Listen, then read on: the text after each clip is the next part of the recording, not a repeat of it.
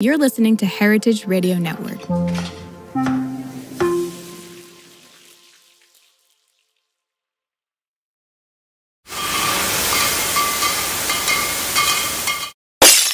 Welcome back to Last Call.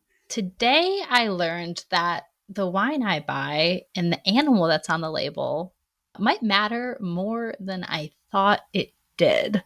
So Scott shared a really interesting visual essay that was published on Pudding, which is a digital publication known for making data beautiful and representing kind of culturally significant conversations through their visual essays. So they analyzed nearly 1,500 wines with animals on the label and grouped them into 16 broad categories that were not scientific at all, but were more about the vibes or how animals are perceived in our culture.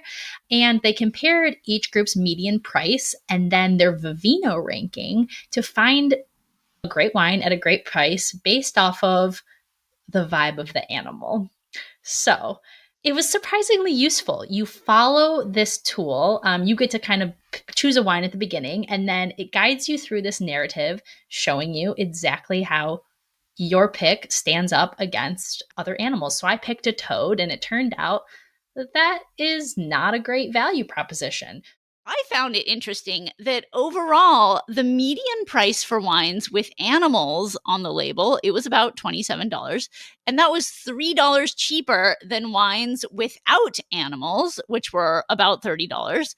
But both groups had a median rating of 4 stars. So that means that above all else, you're better off buying any animal than no animal at all on a wine label, which is totally contrary to my thinking. I would not have thought that at all. I would have thought, yeah, no, that's probably not going to score highly. So among animal wines, it's important to know which animals have lower ratings and lower prices. Turns out that farm animals like cattle, pigs, and sheep all ranked lower and had lower prices. And bottles featuring animals like cats, bears, and mythical creatures all had higher prices and higher ratings. Now, you might be asking about birds because birds are on so many labels. And it turns out that a higher proportion of bird-containing labels are good deals.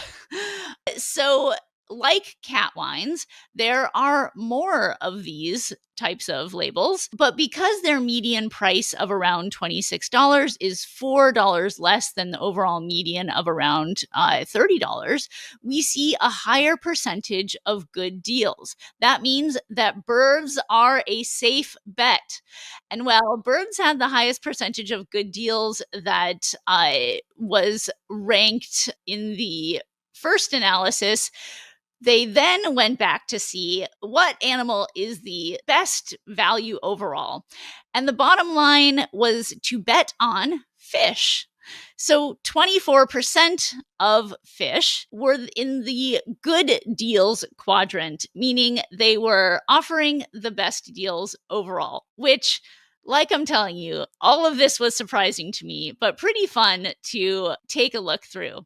Scott, what are your thoughts about the deeper implications of these results? Yeah, this is all good and well if you're a consumer and you're, putting a note into your phone next time I'm in the store, look for the label with the fish or the bird on it. But if you are a brand owner, how might you go about understanding the implications for something like this? And I think that the key is, this type of research, which was highly dependent, and they plot out their methodology, worth looking at if you're interested. But this type of research would not be possible without the use of AI, or it would be possible, but it would be very time and cash constraining with regard to how long it would take to gather everything, categorize it, understand it. I think if you are in the process of developing a brand, the use of AI to go out and gather data to give you an idea of where your brand might potentially sit, whether it's a wine brand, an alc brand, a non-alc brand, to understand the universe, right? This is not about saying, okay, if I'm going to develop a wine label, I'm going to put a fish on it and that'll make me win. But it does lead one to the conclusion that if I'm going to design a label, should I put an animal? Should I not put an animal? And what are the perceptions around it for the broader consumer groups? And knowing that before diving headlong into putting together something that you and or your friends or our business associates just think looks good is very different from understanding how it might be perceived by broader groups. So to put together something with a researcher, with a data analyst or scientist could really behoove brands that want to understand more about the competition and the category that they're competing in when it comes to consumer understanding. And it might mean scraping data from everything from websites like Reddit to wine rating websites to get a feel for what the competition is doing and how that is perceived. And I told my colleagues here recently about a little TikTok study I did myself and used AI to analyze the TikTok comments. But we see a lot of brands utilizing tools like that where, I don't know, just ask the public and see what they have to say. I got nearly, I think it was like 9,000 comments back at the end of it all. And those are real people responding. So, and I ran it through AI, and you don't have a budget, you could probably do that too. So thanks again for joining us on the Business of Drinks. Follow us on Apple, Spotify, YouTube, any place you get your podcasts, and tap the notification button. Follow us so you do not miss any episodes. Help us spread the word by sharing with your friends, doing star ratings, sharing on social. It really helps us find new listeners. And lastly, if there's anything that you want us to cover, please send us a message. We're on Instagram and LinkedIn in our DMs, or you can send us an email at podcast@businessofdrinks.com. Talk to you soon.